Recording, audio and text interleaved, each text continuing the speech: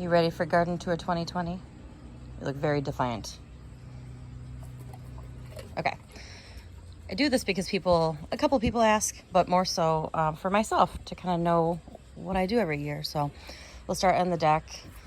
That is a stevia plant that I just topped off and harvested and dried in the dehydrator. It's a huge Christmas cactus. Apparently that's 80 years old, family plant. Got a cute little succulent for my birthday from Caroline. The funny little mug from Italy. Basil, nasturtium. I don't remember what these flowers are called, but they're cute. They're kind of dangling into this little container, which has soil and 2 of the turtle eggs that we found in the bottom of the tub.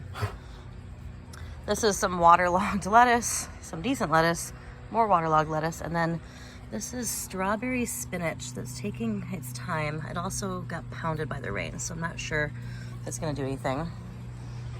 White sage, geranium, a couple of soy, my little weird experiments, some more Christmas cactus, a Keller that knows that I have a treat in my hand.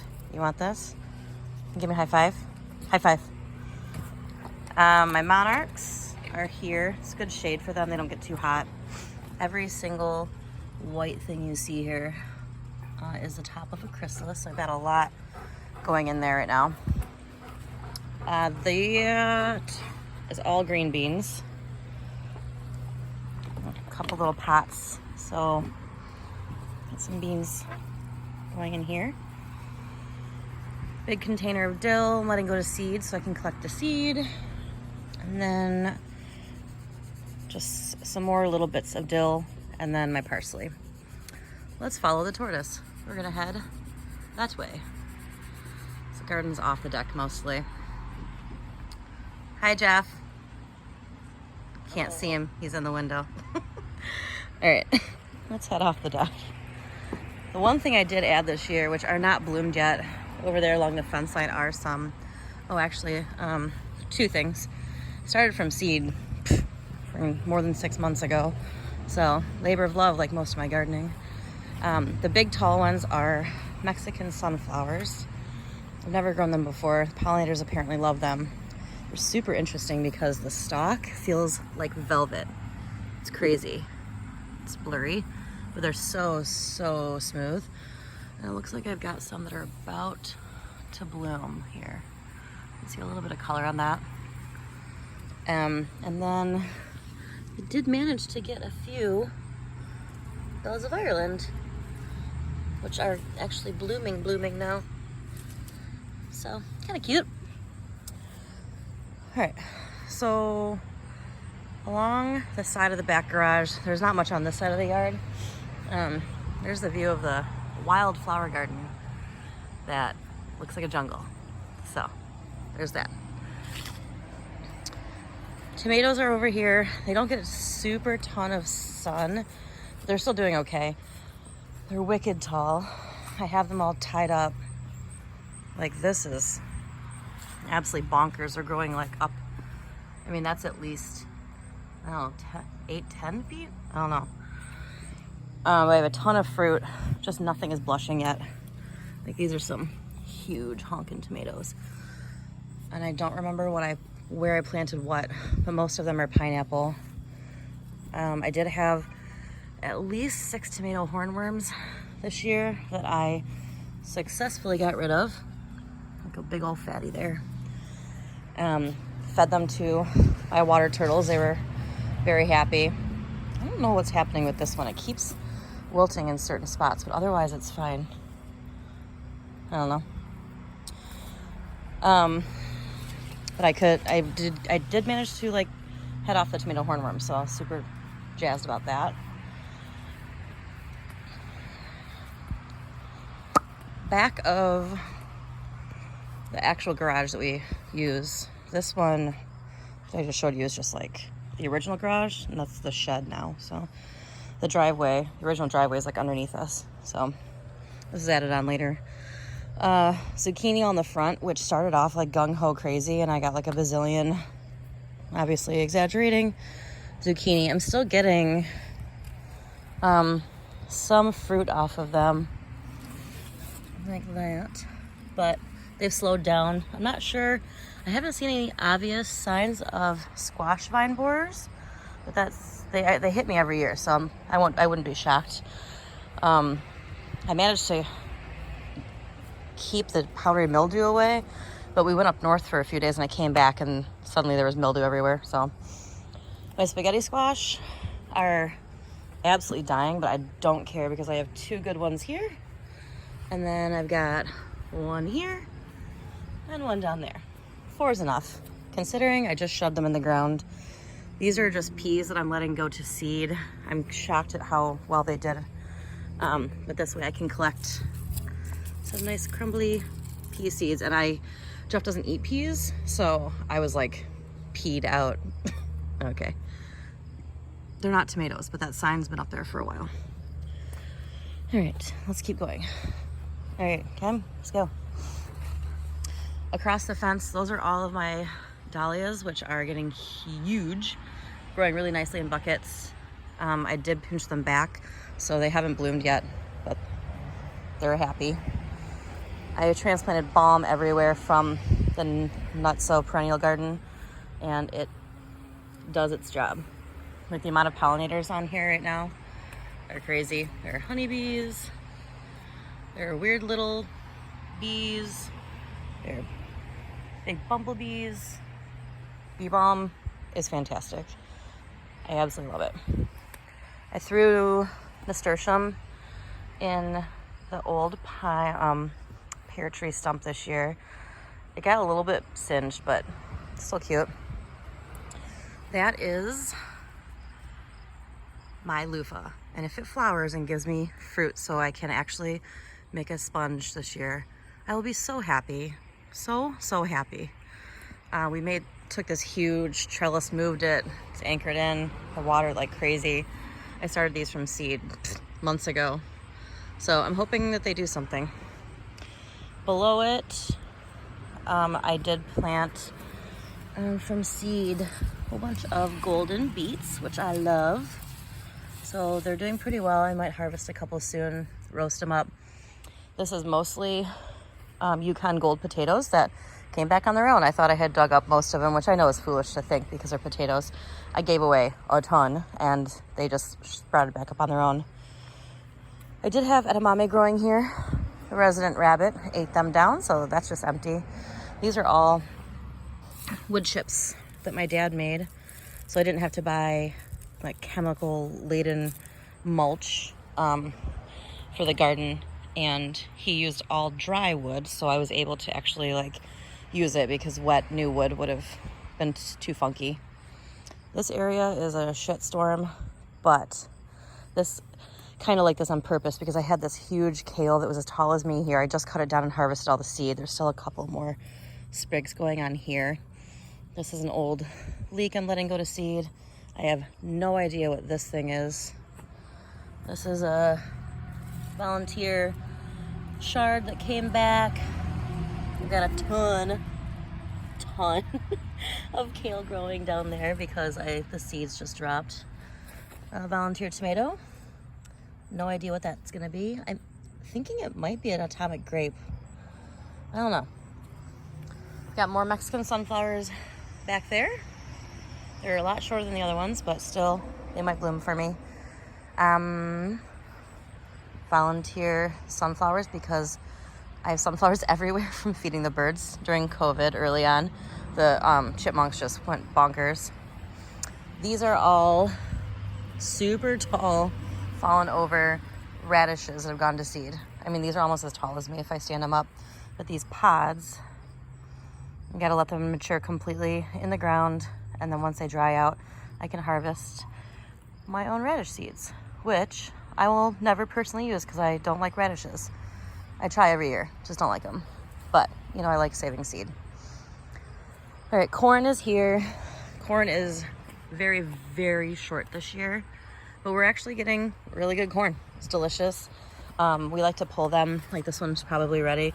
We like to pull them when they're a little bit immature. We don't like that like super overdone flavor. Cool, there goes my dog yelling at the neighbors.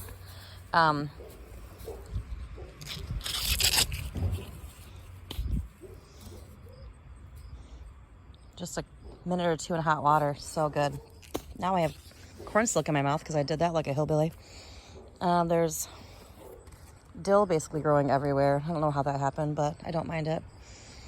This section was not thought out properly. Weird.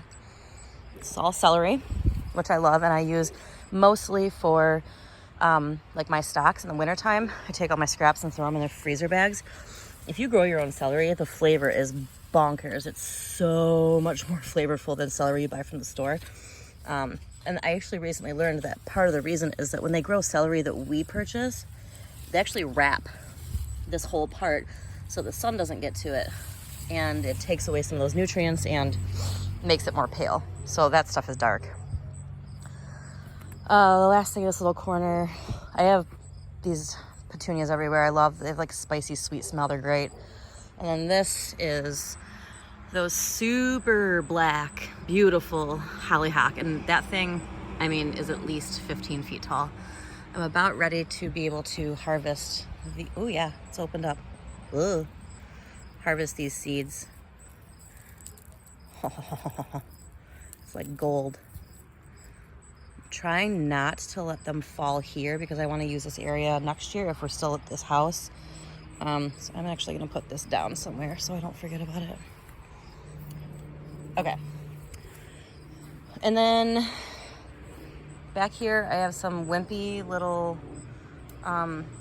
watermelon that nothing happened with. And then finally my sweet dumpling squash is like vinding up and over, which Adrian and Adam, who live next door, do gardening too, won't mind if I have some stuff climbing the fence. They're kind of used to it. And this is my little bird water dish that Jeff found in the woods up north. So the rest of the garden kind of looks like this. It's like an overview. It's definitely one of my favorite places in the whole world. And if you're still watching this 12-minute video, congratulations. My mom got us this cute little table a few years ago. Jeff painted it red because, I mean, I'm sure you can tell that I like a nice dark red as an accent. This is Celtis that's going to seed. One of my absolute favorite greens. These are incredible. Pink passion tomatoes. I got a plant from Lauren years ago, and then I collected seed. It's been years since I've grown those. They look like heart-shaped tomatoes. Peppers. Some chard going to seed over there. Some more edamame. My chives that I just actually just chopped them down to here a few days ago to get them in the freezer, and they are growing like crazy. These are pimento peppers. Actually, I'm obsessed with looking up weird things that don't have any bearing on my life, and I wondered one day what the inside of a green olive was, and I looked it up, and it's a pimento pepper. So it's a sweet heart-shaped pepper. I bought one from the farmer's market a few years ago, and then I collected seed, and now I'm growing them because that's me. This is lettuce that's going to seed, and then beans. Oh, and these are African gazanias that I kind of planted in tandem with a lot of other flowers. So I used this trellis this year for my beans, my pole beans. I don't do pots, I do pole. I like vining stuff a lot, just fun for me. Usually my cucumbers go here. They didn't do awesome last year, so I switched it up. And I did try these purple beans. Aren't they crazy? So there's a mix of regular green beans and purple in here. I really like, of course, like a beautiful, photographic, pretty veggie. I think I'm going to stick to just green next year. The purple kind of makes Jeff a little bit weird. He's not as adventurous as I am with food, and he likes beans, like one of the few things he eats from my garden. So, sad tomatoes and lettuce going to seed, more lettuce to get singed, some marigolds, my edamame that had tons of ripe beans on it yesterday, and someone ate them all. So, hope they enjoyed their high protein snack. Hello. Hi. All right. One more tomato. That's a little yellow pear. Those were seed I started for my friend Danielle. It was a tomato that she loves. Some kale, more lettuce, more pimento peppers. These are banana peppers in the back. This is one of the craziest things about my garden this year actually, is these 2 pots have 2 plants each, and they were all from one 4-pack from a garden center. This pot had soil in it from our backyard that Jeff chucked into a pot for me. This soil is soil I had delivered from a local privately owned garden center that I love. It was supposed to be, when I say supposed to be, could have been, chicken manure compost potting soil mix. But it ruined almost everything in my garden. I had to dump everything a month in and completely buy all brand new soil. It was singeing everything. I think the nitrogen was way too high. They didn't let the manure sit long enough. And so these guys took a long time. I'm telling you, like a long time. I've gotten like 4 times as much fruit out of the left. So anyway, Jeff made me a little door so I could, oh, it's nice and squeaky, so I can get in toward the back of the fence, because I have my cucumbers trellised up here, which is totally my favorite part of my garden this year. They're doing fantastic and it's so pretty. And I love fresh cucumbers. They make me happy. The chair's in there because I'm not that tall. And I'm clumsy. So they're starting to get just a little bit of funk on them, but they're still producing and they hide everywhere. So I'm pretty jived about it. It's pretty cool. It's a really interesting way to trellis. Just a lot of random string everywhere. There's no like rhyme or reason with it, promise. Okay, almost done. There's a huge load of my tortoise's poop. That is one poop. These 2 little raised beds are the Yukon Golds that I purposefully planted. I've already harvested a bunch out of here. That's a bunch of weeds. And then just my pretty flower stuff. So that, all that big foliage is horseradish, and bee balm I transplanted, some million bells up top, which I think are gorgeous, and the pollinators really, really like them. Oh, there's like a random Michigan thing, you're stuck in there.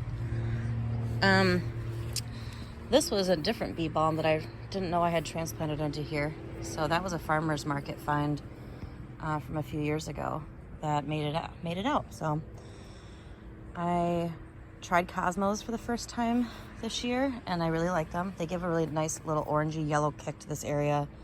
My zinnia are still trying, but I do have some buds. So that is, why is this not focusing? Hello? If this whole thing's blurry when I go back and look at it, cool. And then more of those African daisies. And there's one little anemic zinnia. Congratulations, welcome to the party. And then more of these wave petunias. Chucked some more nasturtium into there. That's Joe's hole. That's where he sleeps every night. More nasturtium. And that's about it. I'm hoping that in this hole in my lilac that this nasturtium will actually give me a bloom. That would give me great joy. So, okay, if you stuck around for that whole thing, I don't know what to tell you. You must really, really be interested in my garden. Right, Keller? Okay, love you, bye.